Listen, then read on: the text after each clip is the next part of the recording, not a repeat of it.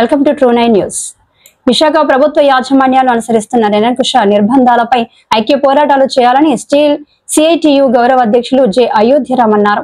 నేడు steel CITU ఆధ్వర్యంలో steel ప్రధాన పరిపాలనా భవనం ఎదుట సిఐటియు 55 ఆవిర్భావ దినోత్సవం సందర్భంగా స్టీల్ సిఐటియు అధ్యక్షులు వైటి దాసు పతాకావిష్కరణ చేశారు.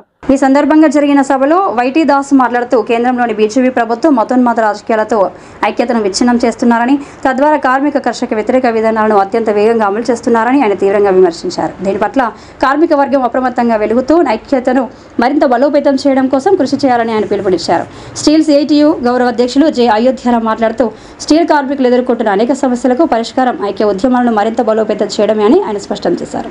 ఈ కార్యక్రమంలో స్టీల్ సిఐటియు నాయకులు K Gangadhar, TVK Raju, V Prasad, Gaurishankar, Patta Ramesh, P Bhanumurthy, D Satyanarayana, Durgaprasad, Appalaraju, Murali, B Mahesh, DSVS Srinivas, Muralikrishna, Suribabu, Raja తదితరులతో పాటు వివిధ విభాగాల అధ్యక్ష కార్యదర్శులు, కార్మికులు పాల్గొన్నారు. 9 మాసాల నుంచి హెచ్ఆర్ఏ లేదు.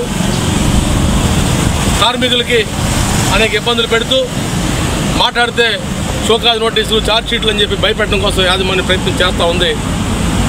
ఈ ఎన్నిటికీ బెదిరేది కాదు సిఐటియు.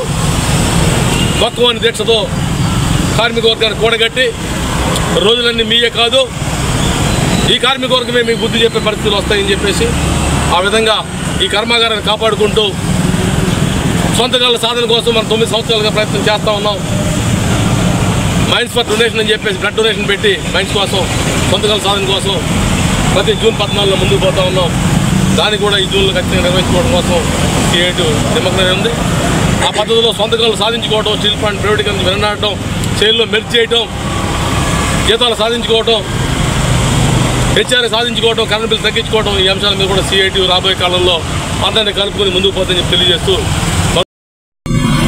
ఈ యొక్క విధానాలను తిప్పికొట్టగలం. ఐక్యంగా పోరాటం మాత్రమే కార్మిక యొక్క హక్కులను రక్షించుకోగలం ఉద్దేశంతో ఐక్యత పోరాటం అనే నినాదంతో ఏర్పడినటువంటి సిఐటియు ఏర్పాటు సందర్భంగానే సిఐటియు నాటి అధ్యక్షులు బిటి రణదేవి గారు మాట్లాడుతూ CITU is the trade union అని చెప్పారు. అంటే ఇప్పటి వరకు భారతదేశంలో అనేక సంఘాలు ఉన్నాయి.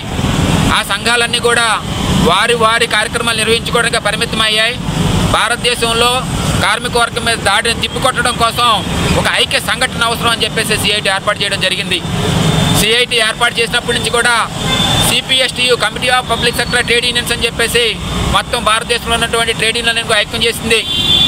భారతదేశంలో పాలకులు అనుసరిస్తున్నటువంటి నూతన ఆర్థిక పారిశ్రామిక విధానాలకు వ్యతిరేకంగా ప్రభుత్వ రంగాన్ని ధ్వంసం చేసి ప్రభుత్వ రంగాన్ని పెట్టుబడిదారులు కట్టబెట్టాలని చెప్పేసి విధానాలకు వ్యతిరేకంగా కార్మిక చట్టాలని మార్చి లేబర్ కోడ్లుగా తీసుకురావాలని చెప్పేసి భారతదేశంలో కార్మిక సంఘాలు లేనటువంటి, కార్మిక హక్కుల్ని కాలరాసేటువంటి పరిస్థితి తీసుకొస్తున్నటువంటి ఈ బీజేపీ విధానాలకు వ్యతిరేకంగా ఐక్యంగా పోరాటం కోసం నేటి వరకు కృషి చేస్తూ ఉంది. ఉద్దేశంతో ఏదైతే పోరాటం మొదలుపెట్టామో ఆ పోరాటంలో భాగంగానే విశాఖపట్నం స్టీల్ ప్లాంట్ని 3 లక్షల కోట్లు విలువైనటువంటి ఆస్తిని 3,000కి 4,000 కోట్లకి ఆదానికి అంబానీకి కట్టబెట్టే విధానానికి వ్యతిరేకంగా గత 1600 రోజులుగా పెద్ద ఎత్తున పోరాటం చేయడంలో సిఐటియు కీలక పాత్ర పోషిస్తూ ఉంది. ఈరోజు 11,440 కోట్ల రూపాయల ప్యాకేజ్ ఇచ్చామని చెబుతూనే విశాఖపట్నం స్టీల్ ప్లాంట్లో కార్మిక వర్గాన్ని తగ్గించేసి కాంట్రాక్ట్ లేబర్ని ఇంటికి పంపించేసి ఈ యొక్క విశాఖపట్నం స్టీల్ ప్లాంట్ ఎవరికో కట్టబెట్టాలని చెప్పేసి కుట్రలు జరుగుతూ ఉన్నాయి. ఈ కుట్రలకు వ్యతిరేకంగా పోరాటం అనేది సిఐటియు లక్ష్యంగా ఈరోజు భావిస్తూ ఉంది. ఏదైతే విశాఖపట్నం స్టీల్ ప్లాంట్ని వ్యూహాత్మకంగా 100% అమ్మాలని చెప్పేసి నిర్ణయం చేశారో ఆ నిర్ణయాన్ని ఉపసంహరించుకోవాలి ఈరోజు కూడా.